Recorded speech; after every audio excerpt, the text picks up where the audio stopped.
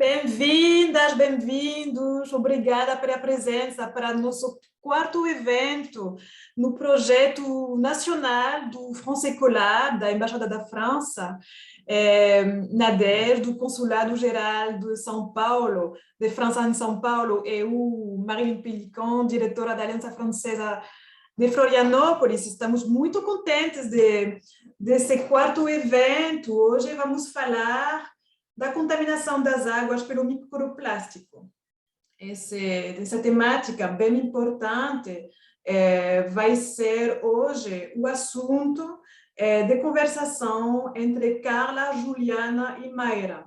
Então, vou deixar a palavra para Juliana, oceanógrafa lá na Universidade Federal de Santa Catarina, para falar desse assunto. Obrigada. Bom dia, Juliana. Bom dia, Marilyn. Bom dia, pessoal. Eu queria começar agradecendo a oportunidade da Aliança Francesa, da gente estar aqui hoje falando sobre essa temática tão importante, que é a questão dos microplásticos no ambiente, né, microplásticos no oceano. Eu queria agradecer a Carla e a Maíra por terem aceitado o convite de estar aqui conversando comigo hoje sobre esse assunto, né. Então, eu vou fazer a introdução, né, das nossas convidadas. A Maíra, ela é oceanóloga, ela é atualmente professora da Universidade Federal do Rio Grande, no Rio Grande do Sul. Ela tem uma ampla experiência na área de poluição por plásticos. Além disso, ela coordena um projeto muito legal chamado Lixo no Mar, e ela trabalha também com divulgação dos dados da sua pesquisa para o público não acadêmico. A Carla é oceanógrafa, pesquisadora do Instituto Oceanográfico da Universidade de São Paulo, e ela atua no projeto do Plano de Monitoramento e Avaliação do Lixo do Mar. Ela também tem uma ampla experiência na área de poluição por plásticos, e, além disso, ela trabalha com divulgação científica e é editora da plataforma de divulgação científica Bate-Papo com o Netuno. Bom, eu sou a Juliana, eu sou professora da Universidade Federal de Santa Catarina, sou editora com a Carla também do Bate-Papo com o Netuno, e eu coordeno aqui na UFSC um projeto de extensão chamado UFSC Sem Plástico. Então, a gente vai começar as nossas falas com a Maíra, que vai introduzir a problemática dos microplásticos, né, e vai explicar um pouco para a gente aí tudo isso, né, o que é a questão, quais são os problemas, por que a gente tem que olhar para isso com cuidado. Então, Maíra, muito obrigada pela sua presença, eu passo a palavra para você. Muito obrigada, Ju, muito obrigada a todos. Agradeço muito esse convite, muito importante fazer essa conversa, né? A gente entender um pouco mais sobre esse problema e passar essa informação para o máximo de pessoas possível. Eu vou compartilhar aqui a minha tela, uma apresentação que eu fiz para apresentar realmente a questão dos microplásticos, né? São pequenos, né? Mas são um problema gigante para o oceano. Então, meu nome é Maíra, sou coordenadora do projeto Lixo Marinho, que faz atividades de pesquisa e também de divulgação do problema para a comunidade em geral.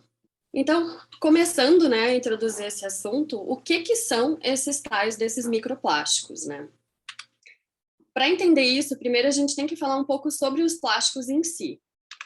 Então, plástico, o próprio nome, né, vem do latim plásticos e do grego plásticos também, que significa essencialmente um material que é possível de dar forma ou moldar, né, adequado para moldar em diferentes formas. Então, essa é uma das principais características que faz com que o plástico seja extremamente atrativo para a confecção de produtos. Então, o plástico vem substituindo vários outros tipos de materiais para produzir os mais diversos, né, mais variados produtos que a gente usa no nosso dia a dia. Então, os plásticos são esses materiais sintéticos, moldáveis, extremamente versáteis, duradouros, fáceis de produzir e com um baixo custo. Por causa disso, a produção dos plásticos tem aumentado exponencialmente, né? Então, a produção em massa dos plásticos começou na década de 50, né, do século passado, e desde então vem aumentado em um ritmo muito alto, e a previsão é que aumente cada vez mais, né, chegando em 2050 a uma estimativa de mais ou menos 1.800 milhões de toneladas por ano. Então, no momento, né, agora a gente está em 2020, a produção, 2021, né, mas a estimativa da produção de 2020 foi de quase 400 milhões de toneladas de plástico. Então, é realmente uma quantidade enorme desse material sendo produzido e sendo usado para, né, confeccionar diferentes produtos. Existe uma estimativa de que mais ou menos 3 a 5% de todo o plástico que é produzido chega de alguma forma ao ambiente marinho, né? Seja praial, seja oceânico. Isso representa, né, considerando essa estimativa de 2020, de em torno de 385 milhões de toneladas, a gente tem, né, que só no ano passado, mais ou menos 11 a 15 milhões de toneladas entraram no oceano. Então, é bastante plástico que, por causa de problemas de transporte, problemas de manejo de lixo, acaba chegando, né, nos oceanos. E a gente classifica esses plásticos que estão contaminando o ambiente marinho pelo seu tamanho, é uma das formas de classificar. Então, a gente tem desde o nanoplástico até o megaplástico. Então, começando, né, para apresentar um pouco dessa classificação para vocês, começando pelo maior, que seria o megaplástico, é todo aquele lixo plástico que tem mais de 1 metro de tamanho. Então, seriam aquelas grandes redes, grandes pedaços de diferentes produtos, de carros, às vezes até pneus, geladeiras, enfim. A gente tem esses plásticos grandes, né, que acabam contaminando o ambiente. O macroplástico, ele é de 2,5 centímetros até 1 metro, então um pouco menor aí do que o megaplástico, e o mesoplástico é de 5 milímetros até 2,5 centímetros. Então, indo aqui numa escala de maior para o menor, a gente tem em seguida os microplásticos, que é o tema da nossa mesa hoje, que são todos aqueles plásticos que têm de 0,001 até 5 milímetros de tamanho. Então, quando a gente fala microplástico, muitas vezes a gente acha que a gente não consegue enxergar ele a olho nu, né? Mas com essa classificação atual que a gente tem, a gente consegue enxergar uma parte, né? Alguns tamanhos desse microplástico a gente consegue enxergar, né? Esses que estão mais na parte superior dessa escala de tamanho. E abaixo dos microplásticos, aí sim a gente não consegue enxergar a olho nu. Então, os nanoplásticos são todos esses com menos de 0,001 milímetros. E aí são realmente muito pequenos e, além por serem muito difíceis de enxergar, a gente não tem muito pouca informação sobre eles atualmente. Mas então, nosso foco hoje são realmente os microplásticos, né, que são pequenos, mas a gente ainda consegue ter mais informações sobre eles. Então, seriam esses pequenos plásticos com 0,001 até 5 milímetros de tamanho e que chegam no oceano já nesse tamanho pequeno, né? Então, a gente pode classificar os microplásticos como primários, que são os que chegam nesse tamanho micro, nessa escala de tamanho, ou secundários, que são os microplásticos que eles são gerados a partir da quebra de plásticos maiores. Então, os microplásticos primários, a gente tem algumas fontes diversas desses microplásticos que já chegam no oceano com esse tamanho pequeno, principalmente fibras de roupas sintéticas, pneus, fragmentos de pneus, pequenos microplásticos que vão com o vento a partir de centros urbanos, fragmentos de tintas de estradas, de navios, as microesférulas esfoliantes e também os pellets. Eu vou falar um pouquinho sobre cada um desses tipos de microplásticos primários, que são os principais que são encontrados no oceano. Então, as fibras de roupa representam realmente a maior parte dos microplásticos primários.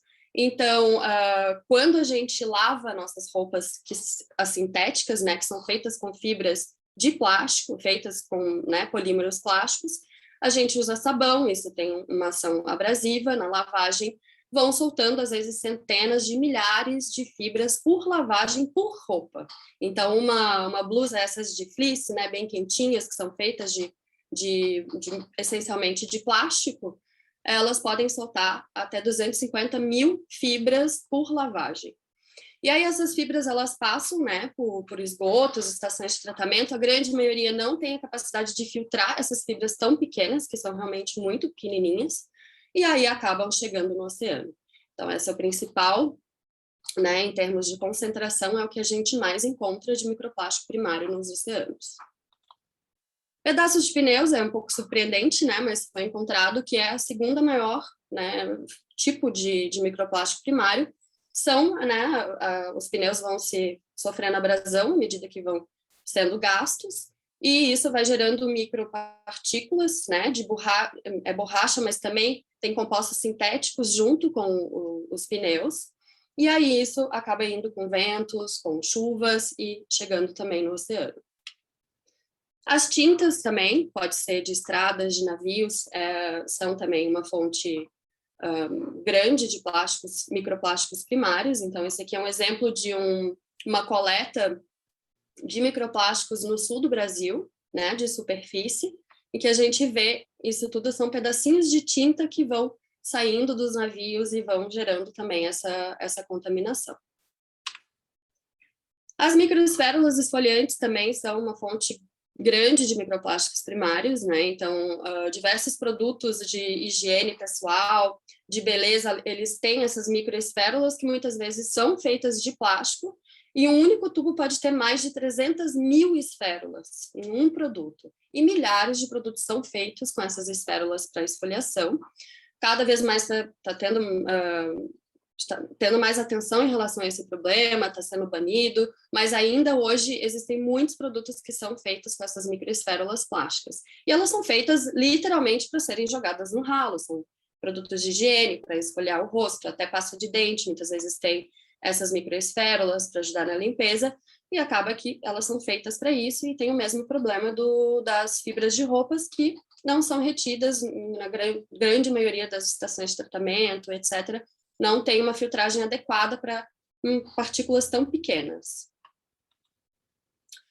E os pellets são também uma fonte importante de microplásticos primários. Os pellets são essas bolinhas aqui, que são essencialmente a resina plástica que é usada para fazer os produtos.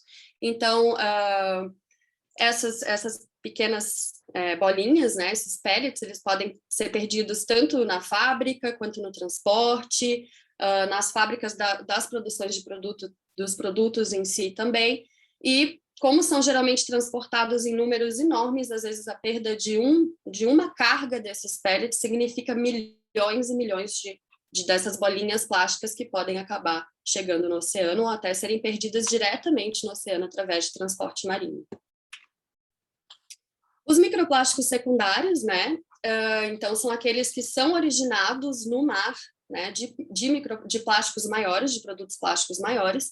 Então, os primários, eles já chegam no mar com aquele tamanho pequeno. Os secundários, eles são gerados no mar através de fotooxidação, né? Então, a luz ultravioleta começa a degradar junto com o oxigênio esses plásticos. Tem também ação de ondas, né? Tem uma quebra mecânica mesmo, e até uma ação microbiana dos organismos que vivem no mar ali, que acabam quebrando esses produtos maiores e gerando esses pedaços cada vez menor, que vão se quebrando, né, com o tempo, vão se quebrando cada vez mais, até chegar, né, no tamanho dos nanoplásticos que a gente realmente não consegue mais enxergar.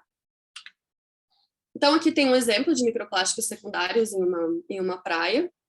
Então, são esses pequenos pedacinhos aqui, que são de produtos maiores que a gente muitas vezes não consegue identificar, né, qual que é a origem desse material, que é um problema sério, porque é bem importante conhecer de onde vem o plástico para a gente conseguir criar soluções para o problema. Bom, então esses microplásticos, eles chegam de diversas formas até o oceano. Se estima que mais ou menos 80% de todo o plástico que está no oceano, ele vem, na verdade, do continente, de terra, através de ventos, chuvas, rios, principalmente. Então, a maior parte do plástico que está no oceano vem do continente, mas também existe perda de material de embarcações, ou até descarte proposital, que acaba também, né, gerando, com o tempo, esses microplásticos a partir dos plásticos maiores. Depois que os microplásticos entram nos oceanos, eles podem ficar flutuando na superfície, então, muitos plásticos, eles são menos densos do que a água do mar, então ficam flutuando por muito tempo. Podem acabar voltando para as praias e para as costas, onde eles são depositados, né, a partir das marés, etc. Ou os plásticos mais densos do que a água do mar vão acabar sedimentando, e com o tempo, até os que são menos densos, que estariam flutuando, eles acabam sendo degradados, sofrem né, uma degradação das suas características, eles podem ser polonizados por organismos, podem ser ingeridos e defecados, e aí acabam chegando no fundo, podem afundar, né, até chegar no sedimento, no oceano. Então, em praias e costas, é bem comum a gente observar esse tipo de situação, em que os microplásticos eles são depositados, né, no que a gente chama de linha de deixa da maré alta, que é quando o mar sobe, aí ele chega em um limite e aí ele começa a voltar. E nesse limite tem muita deposição de microplástico. Então, nas praias e costas, os microplásticos eles tendem a se acumular nessas linhas de deixa e formando coisas assim, desse tipo, em que fica uma linha bem marcada, né, com bastante material orgânico, mas também com os microplásticos ali. Na superfície do mar, então, existe uma grande concentração de plásticos na superfície. Existe uma estimativa que foi feita em 2015, de que mais ou menos 5,25 trilhões de pedaços de plástico estariam flutuando na superfície pelos oceanos, com quase 300 mil toneladas. Essa é uma estimativa um pouco mais antiga e provavelmente bem conservadora. É bem provável que tenha muito mais do que isso. A gente tem também os plásticos que flutuam, né, esses microplásticos que ficam à deriva, né, na superfície do mar. Eles podem entrar, né, nos grandes giros oceânicos, né, que são essas zonas centrais aqui em todas as bacias oceânicas, em que formam zonas de acúmulo, né? Eles acabam indo com as correntes para o centro desses giros e formam zonas de acúmulo, as ilhas de lixo, como são chamadas. E nessas zonas tem uma estimativa que tem 6 vezes mais plásticos do que animais. E aí acaba gerando, né, situações desse tipo. Isso é uma imagem de uma coleta, de um arrasto superficial, usando uma rede, do giro do Pacífico do Norte. Então, essa zona de acúmulo do Pacífico Norte, essa grande ilha de lixo, em que um arrasto desse tipo você vê 10, 15 minutos de coleta, situações desse tipo, né? Muito plástico, muito microplástico, se vocês olharem, né? Que eles já estão bem quebradinhos, e pouquíssima vida. No Brasil, a gente também tem registro de microplásticos flutuantes, né? Então, esse é um trabalho que foi feito em ilhas oceânicas brasileiras, Fernando de Noronha, Abrolhos e Ilha da Trindade. São ilhas afastadas da costa, né? Que não tem muita ação humana, mas ainda assim a gente observa bastante plástico e bastante microplástico. Esses aqui são todos bem pequenos, as fibras de roupas, os fragmentos e etc. E aqui no sul do Brasil também não é diferente, então esse trabalho foi feito pelo grupo de pesquisa que eu coordeno, que a gente fez esses arrastos, né, de superfície. Essa aqui é a rede, que a gente chama de rede manta, que coleta na superfície. Então a gente coletou nesses diferentes pontos, entre Santa Catarina e Rio Grande do Sul, e aí um arrasto, né, não é tão grave quanto, por exemplo, aquele da zona de acúmulo do Pacífico Norte, mas ainda tem aqui em 10 minutos de arrasto vários pedaços de plástico, incluindo microplásticos aqui como linhas, vários pedacinhos de tinta e assim por diante. Então, não é tanta concentração, mas ainda tem bastante microplástico na superfície aqui da nossa costa. E no fundo do mar, aqueles plásticos que acabam afundando, gera quase uma zona de acúmulo específica, que é no sedimento marinho. Então, existe uma estimativa que é o local onde tem a maior concentração de microplásticos. Então, aqueles plásticos que entram acabam afundando, né, com o tempo, e criam essas zonas de uma concentração muito alta. Então, um estudo recente estimou que tem mais ou menos 14 milhões de toneladas de microplástico, só de microplástico no fundo do mar, e os próprios autores dizem que provavelmente é uma estimativa bem conservadora, que é provável que tenha muito mais do que isso.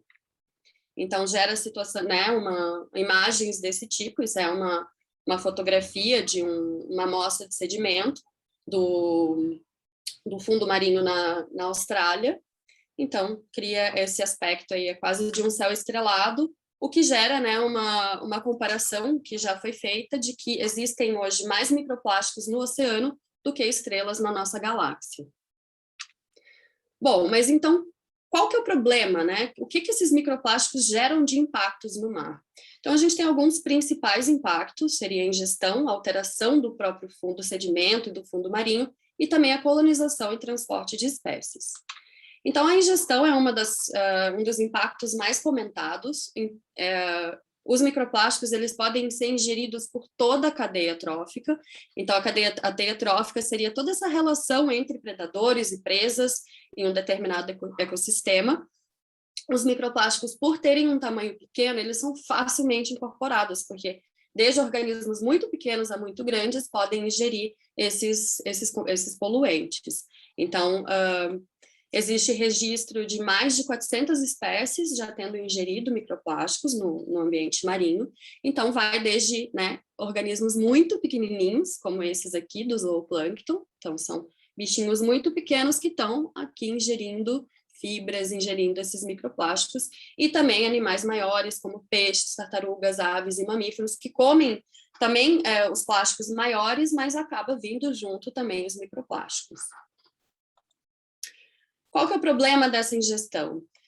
Se o organismo ingere muito microplástico, pode, né, causar lesões, acúmulo e bloqueio do trato digestivo, alterações fisiológicas, né, comportamentais, reprodutivas, pode causar uma sensação de saciedade. Então, aqui nessa lateral são imagens de um trato de tartaruga marinha. Então, se vocês olharem, está repleto de plásticos, incluindo microplásticos, e está completamente bloqueado. E, além disso, está cheio. Então, o animal acha que se alimentou bem, mas ele não ingeriu nenhum produto, nenhum item com valor nutricional. Os microplásticos, eles são mais facilmente expelidos, né? Então, quando o animal ingere plásticos maiores, às vezes é mais difícil de expelir. Quanto menor, mais fácil vai ser, claro, depende do tamanho do animal também, mas animais maiores que comem microplásticos conseguem expelir mais facilmente. Mas, de qualquer forma, é um problema, porque vão retornar ao ambiente e vão acabar retornando também à teia trófica a partir mesmo expelindo, vai acabar continuando, né, continua contaminando o ambiente. E, além disso, outro problema da ingestão, né, que vai ser um pouco mais detalhado pela Ju, no oceano, as toxinas que tem na água, elas podem se acumular na superfície dos microplásticos. Então, quando tem uma afinidade química entre os plásticos e as diferentes compostos, né, químicos, muitas vezes tóxicos, isso vai acumulando, né, e vai gerando mini bombinhas tóxicas, basicamente, que podem, né, acabar impactando os organismos que ingerem esse plástico contaminado. Outro impacto seria a alteração do sedimento e do fundo. Então, isso pode causar mudanças nas comunidades microbianas ali do sedimento, que são importantes, né, para os organismos que vivem ali. Pode alterar a oxigenação e ciclagem de nutrientes, e também um problema que tem sido comentado é o aumento da temperatura da areia de praias, e o que pode impactar organismos que usam as praias para, por exemplo, colocar seus ovos, como é o caso das tartarugas marinhas, né? E aí um aumento da temperatura pode reduzir a viabilidade dos ovos e ainda altera a proporção de fêmeas e machos que são produzidos nesses ovos, porque a determinação sexual nas tartarugas marinhas é a partir da temperatura que os ovos ficam dentro do ninho.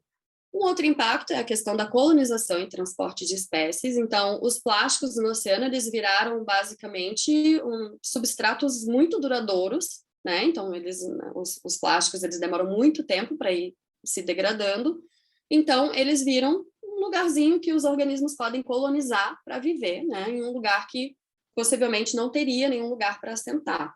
Então, aqui tem um exemplo de microscopia eletrônica, né, de alguns fragmentos colonizados, e aí, se a gente olha, tem uma grande diversidade de organismos, micro-organismos, e até alguns organismos um pouco maiores, como, né, crustáceos, moluscos, que acabam grudando ali naquele plástico e podem formar comunidades extremamente complexas. Então, tem uma alta diversidade de espécies, pode ter micro-organismos patogênicos, né, e vírus, que podem causar também problemas para quem ingere esses microplásticos.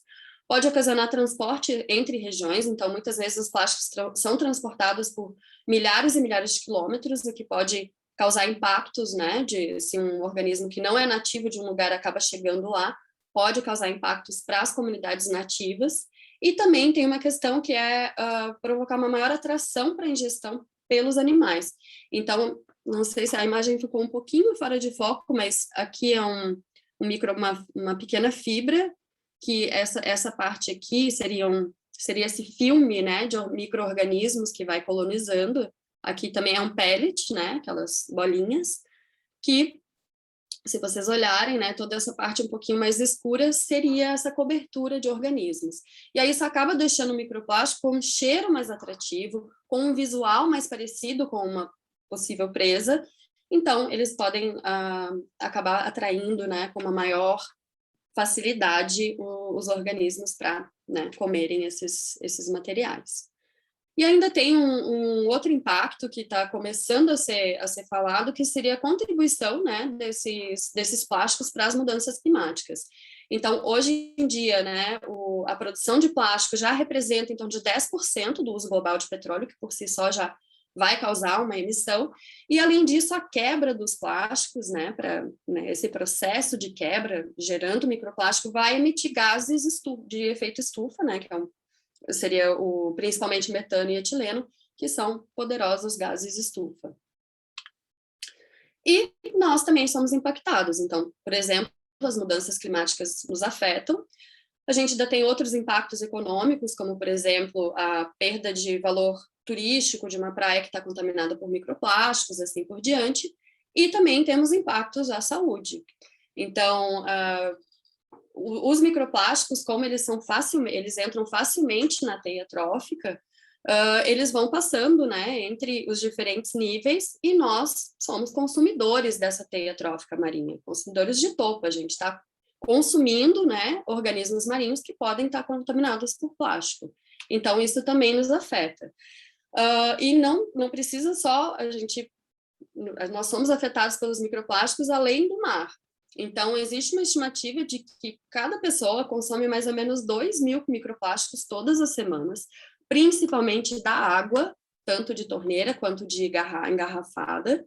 Os frutos do mar, que aí seria essa fonte direta, principalmente os organismos que a gente come inteiro, né, que não tira o trato, eles podem estar contaminados por microplásticos e a gente está ingerindo isso, né, indiretamente. Até a cerveja tem microplásticos e até o sal que a gente usa. Então, saiu essa estimativa, seriam mais ou menos 2.000 microplásticos por semana, que equivaleria a um cartão de crédito de plástico por semana que a gente está consumindo. E também a gente não precisa não precisa olhar só para o consumo, né? A gente está até respirando microplásticos. Então, um estudo bem recente detectou microplásticos em pulmões, né, através de autópsia de pulmão humano, e viu que detectaram a presença desses microplásticos nos nossos pulmões. Então, nós estamos respirando, né, a nossa própria respiração está causando essa contaminação. O que não dá para ver muito bem, né, mas está indicando aqui os diferentes microplásticos que foram encontrados em tecidos do pulmão. Então, só para fechar essa introdução, né, os microplásticos eles estão amplamente distribuídos em enormes quantidades, tem vários impactos, e sendo um dos principais, essa facilidade de entrar nas teias tróficas, né, e contaminar desde pequenos zooplâncton até grandes mamíferos, diversos outros impactos, e são um problema, por serem muito pequenos, é um problema difícil de solucionar, são difíceis de remover, então as estratégias voltadas para solucionar esse problema são mais complicadas, mas a gente vai falar um pouquinho sobre isso mais tarde também com a Carla. E só para deixar aí uma provocação, né, essa é uma chargezinha, né, 2 peixinhos ali, uau, essas microesférulas realmente ajudam a esfoliar a pele. Só uma pequena provocação, né, de como nossos hábitos, às vezes, coisas que a gente nem precisa, acabam impactando gravemente, né, o ambiente natural.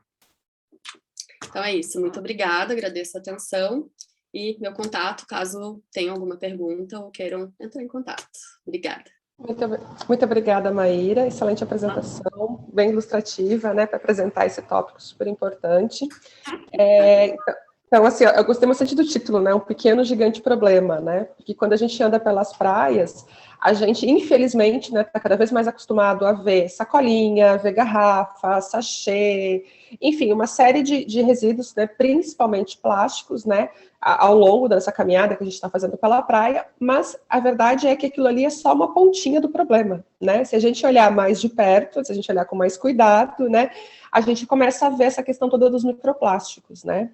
E aí tem essa questão, quais os problemas, como resolver isso, né? O gerenciamento do microplástico é muito mais difícil do que dos outros, né? Impedir que ele chegue no oceano, e você mostrou isso muito bem, né? A questão dos pneus, das tintas, aquela partícula que a gente usou lá no creme dental, que vai literalmente para o ralo e vai acabar num corpo de água, né? Então, eu queria fazer um link aqui com o que eu vou com a minha fala de agora, né? Que chamando atenção para essa esfera, né? Essa pequena esfera que estava lá no creme dental, que quando vai para o ralo, ela pode não ir sozinha até o oceano, ela pode ir acompanhada aí de outros compostos que vão se agregando a ela ao longo desse trajeto, ou até mesmo quando ela chega lá no oceano, né?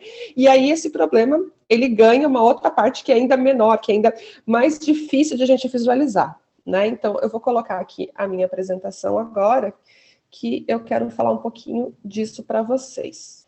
Perfeito. Bom, então, eu dei o título aqui de microplásticos, muito além do óbvio, né, mas é, na verdade, um convite para a gente olhar ainda com mais cuidado para essa pequena porção, né, para essa porção de pequeno tamanho dos plásticos que a gente encontra no ambiente, tá? A gente está muito acostumado a ver em jornais, na televisão, em várias mídias, né, sobre esse gigante problema do plástico. E aí a gente vê pedaços do oceano que estão cobertos por garrafas, por sacolas, por pedaços de rede. A gente vê aquelas imagens chocantes, né, de um estômago de uma baleia que tinha mais de 80 sacolinhas plásticas. Mas a gente tem essa porção que é o microplástico, que não é tão visível assim, e que pode estar associado com outros problemas que são ainda menos perceptíveis, tá? E é sobre isso que eu quero falar. É sobre o microplástico como uma fonte de algumas substâncias tóxicas e também como carreador dessas substâncias pelo ambiente. Para isso, eu vou começar falando um pouquinho sobre, pedindo para a gente olhar um pouquinho sobre a estrutura do plástico. O que é o plástico? Tá? E eu vou usar de exemplo o polietileno. O polietileno é um material plástico que a gente usa muito, é uma das formas do plástico mais utilizadas no mundo, porque a gente faz com ele a sacolinha de supermercado, a sacolinha de lixo, o container onde vai o condicionador, onde vai o shampoo, onde vai produtos de maquiagem. A gente tem caixas de plástico que são feitas deles, a gente tem mangueiras que são feitas. Então, se a gente olhar na nossa casa com cuidado, a gente vai ver o polietileno sendo usado de diversas formas, tá? A gente reconhece o polietileno procurando aquele triângulo quando tem o número 2 no meio. Se tiver o número 2, é o polietileno. Bom, mas o que é o polietileno, tá? O polietileno, a gente pode dividir a palavra polietileno em duas partes. Poli, que significa vários, muitos, e etileno, que é a substância química que compõe o polietileno. O que a gente tem, então? Então, essa substância química, ela é repetida diversas vezes, tá? Para dar origem a esse plástico. A gente poderia imaginar isso como se a gente tivesse a mesma peça de Lego sendo colocada lado a lado diversas vezes, tá? Assim, repetindo ela centenas de vezes. E aí a gente vai dar origem a essa estrutura que forma esse tipo específico de plástico que a gente usa bastante, né? Que está presente nas nossas casas. Bom, então, esse é o polietileno. Mas a gente tem uma infinidade de outros plásticos, tá? Aqui eu trouxe alguns exemplos, né, de nomes. O polipropileno, o policloreto de vinila, o polietileno tereftalato, o poliestireno, poliéster, poliuretano. Só para vocês terem uma ideia, o policloreto de vinila é o nosso PVC. O polietileno tereftalato é a nossa garrafa PET, tá? O poliuretano é o que é usado nas esponjas, aquelas esponjas amarelinhas com verdes, que são muito comuns nas nossas cozinhas, é esse tipo de plástico. Todos eles são isso, uma estrutura química simples que é repetida várias vezes. tá? De dezenas a centenas de vezes para dar origem ao plástico, tá? Bom, e aí a gente pode se perguntar, mas é só isso que compõe o plástico? É só isso que eu encontro naquela minha sacolinha plástica, naquele canudo, naquela cadeira? Não, infelizmente não é só isso. Uma das coisas, algumas características fizeram e fazem do plástico, né, ter essa grande utilidade que a gente dá para ele, por isso que ele é tão disseminado, ele é tão usado, que vai desde um preço baixo até uma questão de alta durabilidade, alta resistência à degradação, a maleabilidade, a leveza e uma série de outras características, tá? Acontece que para conseguir essas características no plástico, não basta só a gente ter aquela estrutura química, somente aquela substância que eu apresentei para vocês. A gente precisa aqui de uma série de outras substâncias, que nós chamamos de aditivos. Esses aditivos, conforme o plástico vai sendo trabalhado na indústria, e dependendo do para que ele será usado, que o fim que vai ser dado para ele, diferentes aditivos são adicionados na sua composição, e esses aditivos têm funções diferentes. Então, nós temos plastificantes, nós temos estabilizantes, retardantes de chamas, corantes, preenchedores, filtros UVs, antioxidantes, preservantes e uma série de outras, tá? Por exemplo, se eu vou fazer um produto plástico e eu quero que ele vai ficar exposto ao sol, né? E a gente sabe que alguns plásticos, quando muito expostos ao sol, eles vão ficando mais, eles tendem a quebrar, ou eles vão ficando amarelados. Então, para evitar que isso aconteça com o produto, são adicionados, por exemplo, filtros UVs e algumas substâncias antioxidantes nesse plástico, tá? Outra coisa, o plástico, a gente pode ter um produto com diversas cores, pode ser branco, pode ser preto, pode ser amarelo, verde, azul.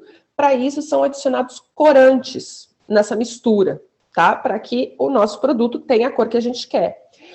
Algumas dessas substâncias que formam os plásticos, elas também não têm toda aquela plasticidade, toda aquela maleabilidade que a gente gostaria. E existem aditivos que vão permitir com que isso ocorra, tá? Então, esses aditivos, a quantidade, o tipo e qual deles vai ser adicionado, depende muito do fim daquele material que a gente está produzindo. Depende muito do produto que a indústria plástica está gerando, tá? Bom, uma vez que esse material é adicionado no plástico, né, a Maíra já mostrou pra gente, assim, como que esse plástico, devido a um problema de gestão, um problema de gerenciamento, ele vai acabar no ambiente, né?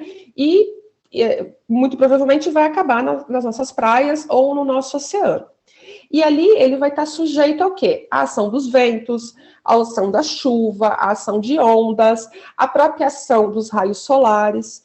E tudo isso vai gerar um desgaste, né? Uma abrasão, uma erosão nas camadas superficiais desses plásticos, tá? Com essa erosão, com esses desgastes, esses aditivos, eles vão acabar sendo liberados no ambiente.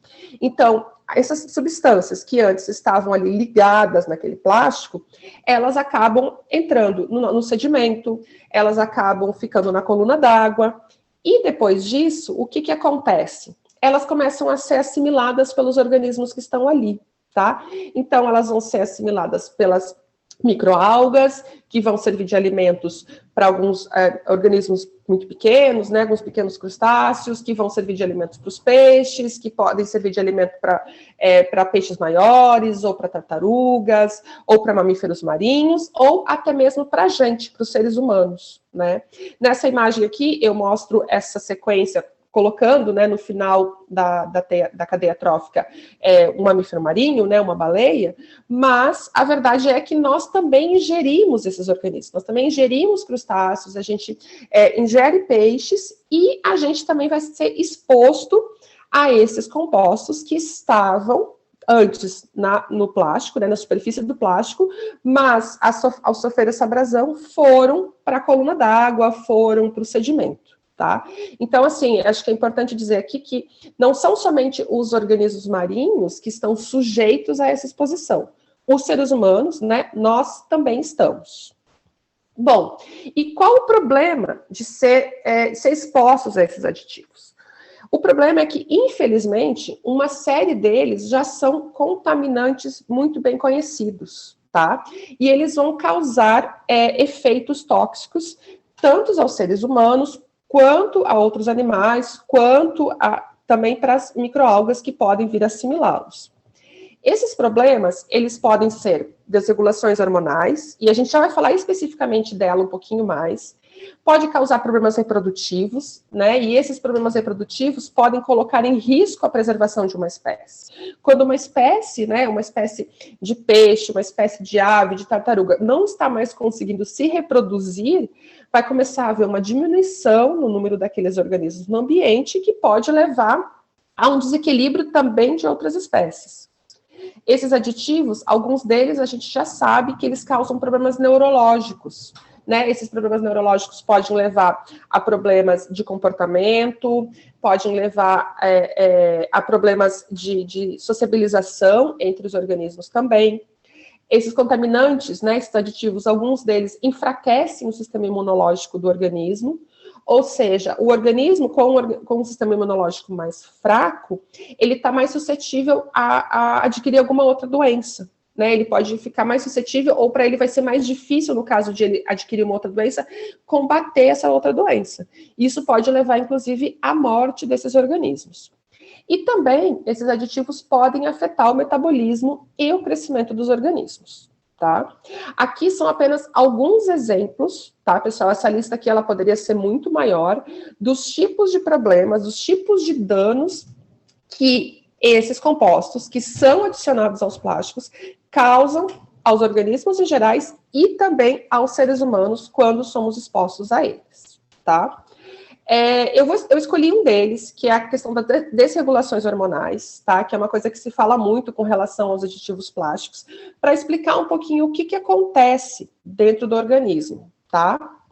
Bom, então aqui a gente tem esses símbolos em amarelos, vão ser os nossos receptores hormonais, ou seja, quando é onde os hormônios, eles vão se ligar, tá? Lembrando que os hormônios, eles são responsáveis, entre outras coisas, por ativar alguns sistemas do nosso organismo, por mandar mensagens para o nosso organismo, que o nosso organismo precisa liberar alguma substância que vai ajudar no crescimento, que vai ajudar na reprodução, né? Coisas desse tipo. O símbolozinho lilás é o nosso hormônio, e o símbolozinho o símbolozinho vermelho representa os aditivos, tá? Esses aditivos que são encontrados no plásticos e que vão parar no ambiente. Dentro do organismo, nós temos aqui os nossos receptores, nós temos aqui os nossos hormônios e, infelizmente, hoje nós temos também esses aditivos, tá? Que são oriundos da presença desses plásticos no ambiente, né? Após eles serem erodidos desse plástico. Bom, o que aconteceria se nós não tivéssemos esses aditivos? Ou o que é esperado que aconteça? É esperado que o hormônio, né, ele é como se fosse um sistema chave-fechadura. Ele vai se ligar a esses receptores, né, e vai ter uma troca aí de sinais e vai ser liberado alguma enzima, alguma substância no organismo necessária para o crescimento, para o metabolismo, para a reprodução, tá? Isso é o comportamento normal, é o que a gente espera que vai acontecer sem que os aditivos estejam interferindo nisso. No entanto, quando a gente tem a presença desses aditivos, o que pode acontecer é que os aditivos vão lá nesse sistema, né? Porque eles vão ter uma similaridade química, uma similaridade estrutural com esses hormônios, e eles vão se ligar nesse receptor. Uma vez que ele se liga nesse receptor, talvez o hormônio não vai conseguir encaixar mais naquele local, né? Não vai ter espaço para esse hormônio. Isso é uma das coisas que pode acontecer. Ou então, ele vai se encaixar de tal forma que o hormônio, ao invés de se ligar com o receptor, na verdade, vai se ligar ao aditivo. E essas duas formas vão gerar disrupções, vão gerar problemas, tá? Que podem resultar no crescimento, na reprodução, no metabolismo, no funcionamento do corpo, tá? Aqui acho que é importante lembrar que os hormônios, eles têm um papel muito importante para que o nosso organismo, ou os organismos, ou o corpo de outras espécies, funcione de forma adequada. Então, quando a gente perturba o sistema hormonal, a gente vai ter efeitos nas mais diversas partes, os mais diversos tecidos do corpo humano ou do corpo de outros organismos, tá? Então, esse é um dos problemas, né, um dos impactos causados pelos aditivos presentes nos plásticos, nos organismos. E um que tem chamado bastante atenção e que tem gerado bastante preocupação, porque mexer no sistema hormonal é mexer também em todos os outros sistemas do organismo. Bom, a gente tem, então, esses compostos, essas substâncias que são adicionadas no plástico, e que uma vez que o plástico vai para o ambiente, eles vai se soltar do plástico, né, devido à ação aí do vento, das ondas, da própria passagem desse plástico na areia, né, vai gerar uma erosão e vai retirar isso. Mas a gente tem também um outro problema, né? A Maíra falou sobre o plástico ser um excelente substrato para o crescimento ali de micro-organismos, né? E, além disso, esse plástico, essa superfície do plástico, ele também é, infelizmente, um excelente substrato para que contaminantes que já estavam na água, que já estavam no sedimento, aderirem ao plástico, tá?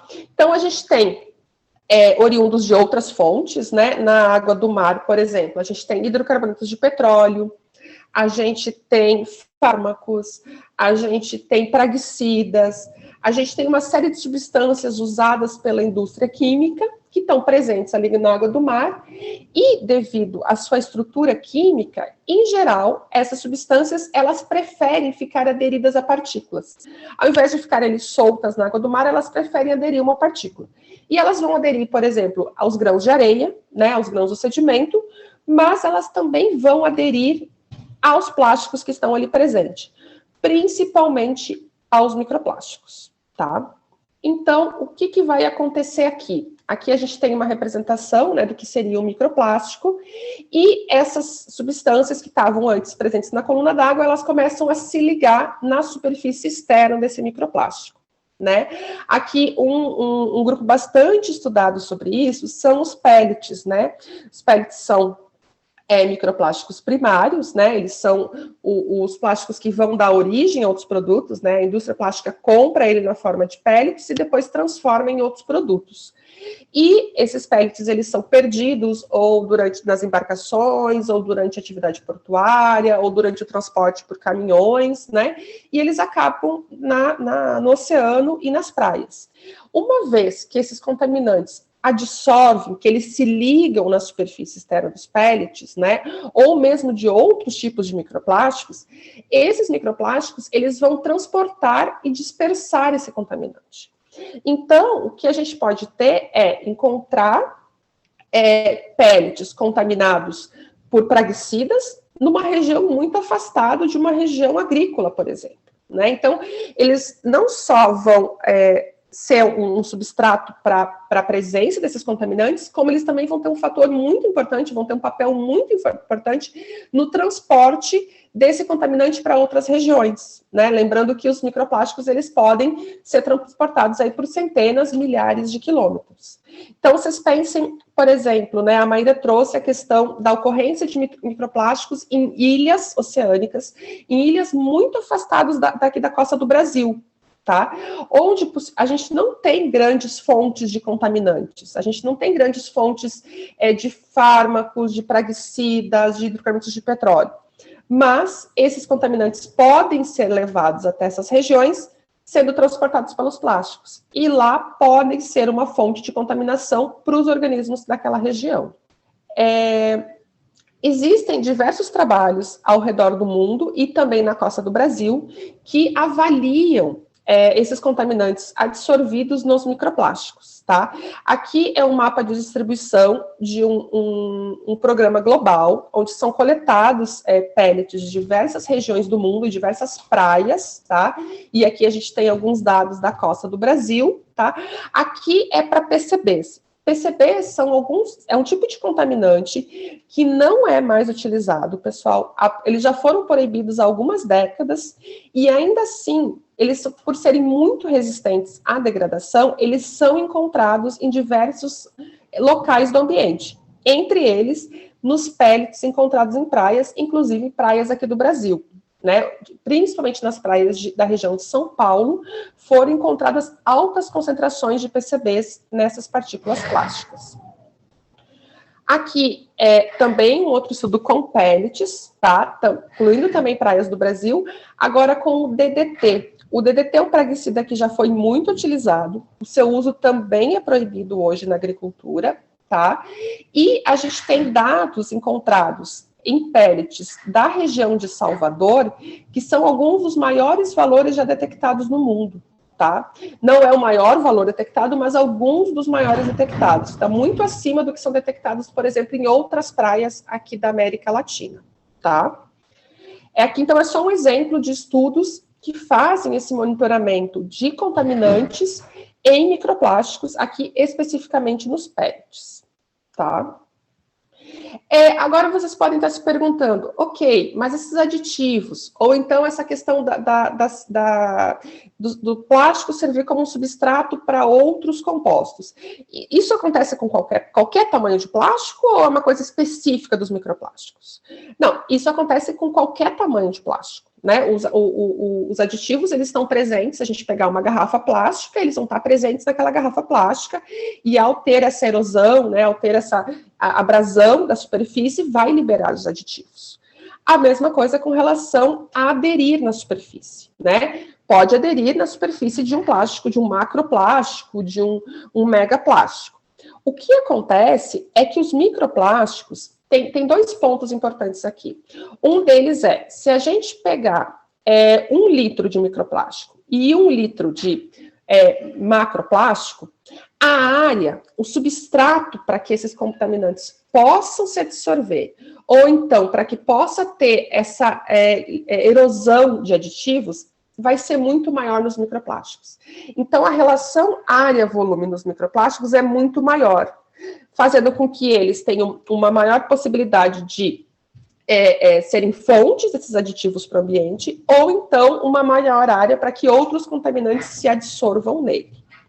Além disso, a gente tem aqui a problemática de como trabalhar com esses microplásticos, como evitar que eles cheguem no oceano, como evitar que eles cheguem na praia, ou como fazer uma remoção. Tá? Quando a gente faz uma limpeza de praia, a gente consegue catar, né, consegue coletar megaplásticos, macroplásticos, mas quando a gente chega no tamanho de micro, é muito difícil fazer essa remoção. Então, aqui a gente tem um outro problema que é como remover esse material também do ambiente. Por isso, a importância, né, dos estudos, a importância de a gente olhar para essa fração pequena em tamanho, mas que representa um grande problema ambiental. Tá? Então, os microplásticos, seja por permitir que compostos fiquem aderidos na sua superfície, ou então, devido aos compostos que são adicionados na sua produção, eles representam um grande dano à saúde do ambiente, incluindo a saúde dos seres humanos. Bom, pessoal, era isso que eu queria deixar para vocês de recado aqui. Eu agradeço a atenção de todos.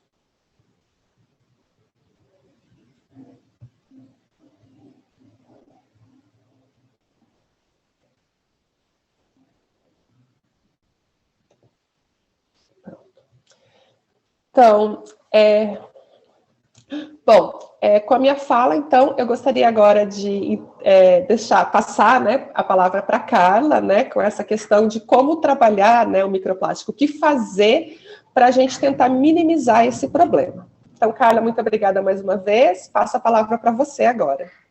Então, obrigada mais uma vez, meu nome é Carla, eu sou oceanógrafa, como a Juliana já me apresentou, trabalho no Instituto Oceanográfico como pesquisadora pós-doc lá, e sou ex-aluna da Aliança Francesa de Santos, e eu sempre admirei muito como a instituição consegue trazer sistemas culturais, científicos, sociais para discussão dentro da conversa sobre cultura francesa e a língua francesa como um todo. Então, agradeço muito a Aliança Francesa também pela iniciativa de trazer essas mesas redondas, esses debates sobre essas questões dentro desse contexto da expedição da Terra Ocean. Bom, vimos o que é o microplástico, sabemos que é um grande problema, entendemos a ciência por trás e agora a gente tem que dar o passo de ciência para políticas públicas. E é um salto que é mais difícil, às vezes mais complexo do que a gente inicialmente pode perceber. Vou começar explicando um pouco sobre o que são políticas públicas em si, é um termo que a gente usa bastante e às vezes não está tão claro na nossa mente. Elas são conjuntos de programas, ações e decisões, então não é só uma lei, que é uma política pública, um programa, uma ação, uma decisão tomada pelo governo também é. E esses governos podem ser, aqui no texto eles exemplificam como nacionais, estaduais ou municipais. Então a gente tem escalas diferentes de poder público que estão envolvidas em políticas públicas. E com a construção tendo a participação direta ou indireta de entes públicos ou privados que visam assegurar determinado direito de cidadania. E isso para vários grupos da sociedade ou para algum determinado segmento social, cultural, ético ou econômico. Ou seja, correspondem a direitos assegurados na Constituição.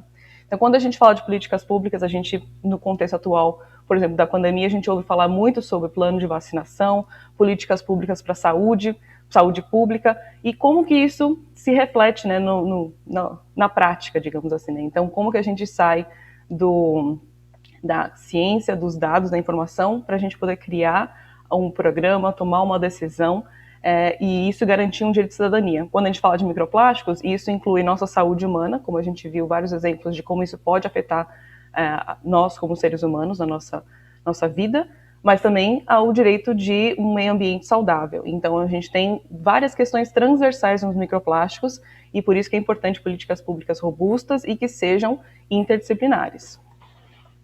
E ciência e política andam de mãos dadas muito mais do que a gente percebe. A gente só consegue construir políticas públicas se a gente tem dados. A gente só consegue tomar decisões que sejam eficientes e efetivas se a gente tem informações sobre isso. Então a gente precisa desse ciclo de sociedade, governo e ciência se retroalimentando para a gente poder conversar e chegar em programas, ações, decisões, leis e outras formas de políticas públicas que sejam que realmente vão levar a gente ao objetivo que a gente quer, que no caso dos microplásticos é reduzir esse tipo de poluição e seus impactos.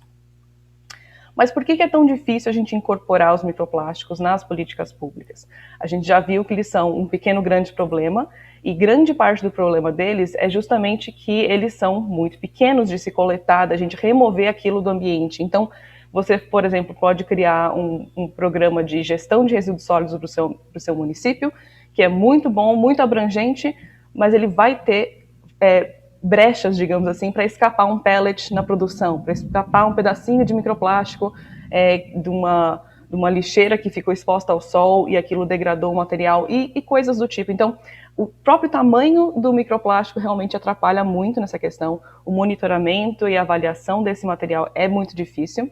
E também é um tema que surgiu muito recentemente nessa discussão da esfera política. A gente vê, por exemplo, algumas leis de banimento de microplásticos, microesférulas em cosméticos, as primeiras saíram em 2014. Então é muito recente. E a gente ainda não tem agências ou então acordos que sejam muito robustos e que levem a gente a esse tipo de decisão regulatória. Mas em escala global eu queria destacar 3 iniciativas que são bem importantes nesse contexto. A gente tem os Objetivos de Desenvolvimento Sustentável da ONU, os famosos ODS. Eles são 17 objetivos que a gente tem desenhados no que a gente chama de Agenda 2030, ou seja, uma agenda que a gente quer atingir até 2030, 17 objetivos que levam ao nosso desenvolvimento sustentável. E isso vai desde a erradicação da pobreza até igualdade de gêneros, questões de trabalho decente, e a gente tem o objetivo 14, que é vida embaixo d'água. Nesse daqui, o 14 sobre vida na água, a gente fala muito sobre, a gente tem o objetivo de, entre outras coisas, reduzir a poluição marinha. E aí isso inclui a poluição por plásticos. Cada objetivo, então, tem a sua descrição de onde a gente quer chegar, tem os suas metas e seus indicadores. Então, para a gente poder saber se a gente está caminhando para chegar naquele objetivo, a gente tem que ter indicadores que ajudam a gente a medir esse avanço. Infelizmente, a gente não tem nenhum ODS que tenha indicadores específicos para microplásticos, justamente porque é muito difícil a gente pensar num indicador que fosse representativo e alcançável para todos os membros das Nações Unidas para fazerem esse tipo de avaliação. Então, os indicadores tentam ser um pouco mais acessíveis, e a gente está tem discussões dentro dessa Agenda 2030 de como incorporar os microplásticos como um indicador, por exemplo, na vida na água ou saúde humana. E aí a gente tem, pelo menos na vida na água, a gente tem um indicador que diz respeito à poluição plástica, que é de plásticos flutuantes. Então, a gente tem alguma forma de medir isso, mas realmente o desafio é muito grande e não é só nosso aqui no Brasil. Outra iniciativa, essa do cantinho ali, com 3 logos da Unesco, da Comissão Intergovernamental Oceanográfica, e, por fim, essa ondinha é a década da ciência oceânica para o desenvolvimento sustentável, que é a década do oceano, que a gente tem falado bastante nas ciências do mar, que vai desde 2021, este ano agora, até 2030 também. Então a gente vê como as coisas vão se encontrando. A gente tem os ODS que vão até 2030, a década do oceano que também tem essa mesma data, e a gente começa a trabalhar sinergias dessas iniciativas de escala global. Na década do oceano, são propostos 7 resultados da década. Então, ao final dessa década, onde a gente quer estar? A gente quer 7 resultados gerais, o primeiro deles sendo um oceano limpo. Então, para a gente poder alcançar um oceano limpo nessa década, a gente precisa ter certas ações que incluem, por exemplo, abordar a questão dos microplásticos e como que a gente faz isso. Por fim, essa logo maior chama UNEA, é a Assembleia das Nações Unidas para o Meio Ambiente. E essa é uma assembleia que foi separada da Assembleia Geral das Nações Unidas pela importância do tema do meio ambiente e como ela estava tomando, digamos assim, a programação e a agenda demais nesses encontros das Nações Unidas, então eles decidiram, vamos separar e fazer a UNEA como um evento separado. A gente vai ter a 5ª edição agora, em fevereiro, e tem tido várias reuniões interministeriais, que eles chamam, então, diferentes países com suas posições oficiais como países e com representantes dos ministérios, conversando sobre como que a gente consegue chegar num acordo global para a gente discutir a poluição por plásticos. E isso também, de novo, considerando todos os tipos de tamanho de plásticos nesse caso. E microplásticos, de novo, ganham um destaque aqui sobre como sendo um dos grandes desafios que a gente tem para conversar nessas escalas.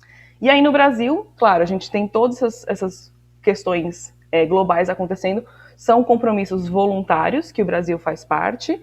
E aí, como que a gente está andando nisso? Eu trouxe como estudo de caso o trabalho que eu venho realizando junto com o IOUSP e a Secretaria de Infraestrutura e Meio Ambiente do Estado de São Paulo, a CIMA, que é o Plano Estratégico de Monitoramento e Avaliação do Lixo no Mar do Estado de São Paulo. A gente chama esse plano de PEMALME, então se eu falar essa sigla em algum momento, trata-se disso. É um plano, uma política pública, buscando a gente fazer uma harmonização, a gente fazer uma sugestão de indicadores para monitorar e avaliar o lixo no mar do Estado, porque a gente precisa justamente de dados, de informação para a gente chegar numa política pública de combate que seja eficiente. É muito legal saber um pouco da história de como surgiu esse plano, porque não foi um esforço de uma instituição sozinha, foi um termo de convênio entre a Secretaria e a universidade, dentro de um âmbito do que a gente chama de Cátedra Unesco para a Sustentabilidade do Oceano, que é um convênio então, de 5 anos, prorrogável ainda, onde diversos tipos de esforços técnicos estão sendo realizados em colaboração para a gente poder chegar no interesse comum, e nosso plano de trabalho inclui a elaboração de um plano de combate ao lixo no mar para o Estado de São Paulo ao final desse convênio. Mas antes de fazer esse plano de combate, a gente entendeu que a gente precisava conhecer melhor o problema. Então a gente pensou num plano de monitoramento e avaliação, que entrou dentro do novo plano de resíduos sólidos do Estado. E isso é bastante inovador. A gente não tem, que eu saiba, outro plano de resíduos sólidos estadual que tenha um capítulo dedicado a lixo no mar e que tenha metas específicas de monitoramento e avaliação desse problema, entendendo o problema do lixo no mar, os microplásticos, como uma questão de gestão de resíduos sólidos do Estado. E aí já começa uma internalização da questão pelo poder público. Então, sai um pouco do âmbito das universidades terem que resolver o problema e, na verdade, entender que o problema é de todos, é de um grupo muito mais diverso de atores e de setores que precisam colaborar para a gente chegar no objetivo que eu falei, de reduzir a poluição por plástico, por microplásticos e seus impactos. Essa construção foi o que a gente chama de processo participativo, e isso é muito importante. Quando eu falei da descrição de políticas públicas, eu mencionei aquele texto que eu usei como base e dizia que pode ter a participação direta ou indireta de outros entes da sociedade. Quando a gente faz um processo que é participativo, dá um pouco mais de trabalho, porque a gente precisa identificar quem são as pessoas que precisam participar daquele momento, a gente precisa entender quem são os atores, esse termo que eu usei, atores são indivíduos e instituições que podem influenciar o processo da construção do seu projeto. Então a gente estava construindo esse plano e a gente tinha que entender, ok, quem que faz parte disso? Quem já monitora? Quem que poderia monitorar? Quem que tem relevância para os temas que a gente está tratando nesse sentido? Então a gente fez diversas reuniões, esse daqui foi o primeiro encontro em dezembro de 2019, e a gente juntou o pessoal da universidade, da secretaria, do poder público, unidades de conservação, Marinha do Brasil, todos juntos para a gente conversar sobre o tema e entender quem é afetado como e como que cada um pode contribuir para a solução. A gente teve também reuniões onde a gente foi até o território, então a gente foi ao local de trabalho dos nossos atores, e cada vez que a gente avançava um pouco no plano, na sua estruturação, no seu conteúdo, a gente voltava para a nossa rede de atores e perguntava: faz sentido isso que a gente está falando? Quando a gente fala de adicionar em relação a isso, e a gente ficou nesse contínuo assim, de feedback da rede, que foi bastante interessante e super importante para a gente chegar onde a gente queria. Por fim, a gente fez um último workshop que foi completamente online, então, por conta da pandemia, não pudemos fazer todos os encontros presenciais, mas esse último encontro, apesar de virtual, a gente ainda teve um bom engajamento e acho que a gente conseguiu construir uma relação muito bacana com essa rede de pessoas no estado.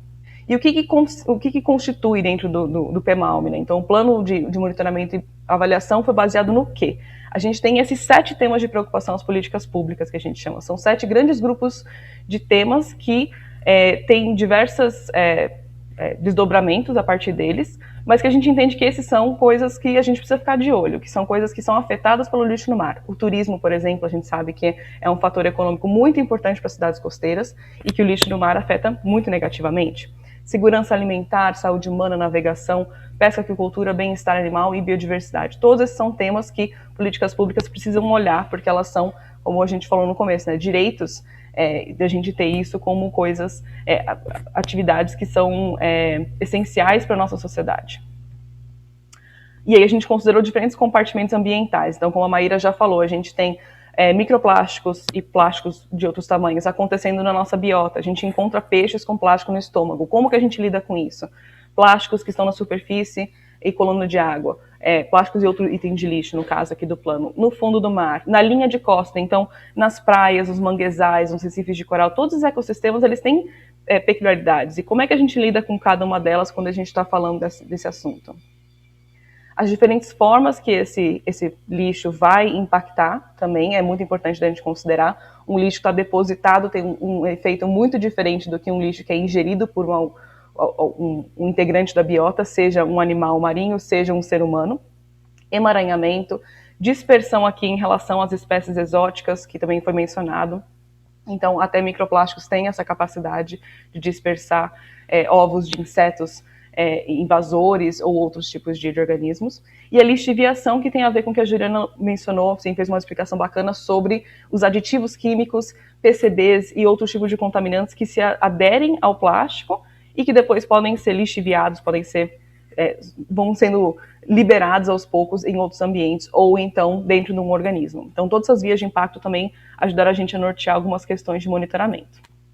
E por fim, o tamanho. Como a gente estava tentando fazer um plano que fosse o mais acessível possível, não foi possível a gente fazer todas aquelas escalas de tamanho que a Maíra apresentou, por exemplo. A gente teve que dividir basicamente entre macro e meso, a gente chama às vezes, que são os maiores de 5 milímetros, e o micro sendo menor que 5 milímetros. E aí, com isso, pensando em toda essa diversidade de compartimentos, impactos, nossa rede de atores dando suas opiniões, a gente pensou, então, o Estado de São Paulo em relação ao lixo no mar. A gente criou indicadores de geração de lixo no mar, exposição ao lixo no mar e efeitos do lixo no mar. Então, esses 3 grandes grupos ajudam a gente a compartimentalizar um pouco também os esforços que precisam ser feitos. Então, para o ator, para a pessoa poder se ver, olha, eu faço parte do poder público, eu sei que na geração de lixo eu tenho acesso a isso, eu trabalho no município, eu sei que meu setor de limpeza pública urbana coleta tanto de lixo nas varrições de rua, por exemplo. Esse é um indicador que eles podem fornecer. Os de efeito, por exemplo, se a gente tem um programa de monitoramento feito por uma universidade, você consegue pegar dados a partir desses estudos científicos. E assim cada um vai se complementando. Alguns exemplos dos indicadores que a gente tem de microplásticos nesse plano são, por exemplo, a presença de microplásticos nos diferentes compartimentos.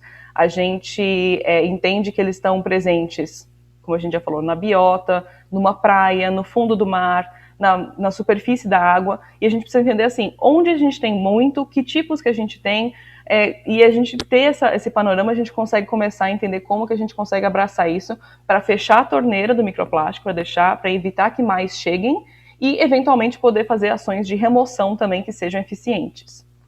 A ocorrência de ingestão de microplásticos e a mortalidade de organismos pela ingestão de microplásticos, que são duas categorias que se misturam. Como a Maíra falou, é muito mais fácil expelir um microplástico e não necessariamente vai causar tanta mortalidade. Mas a gente, assim, não necessariamente, a gente não tem essa certeza, a gente não sabe se o organismo ele está sendo intoxicado, digamos assim, por componentes poluentes que estão absorvidos naquele microplástico. É uma questão que já começa a entrar em bastante complexidade.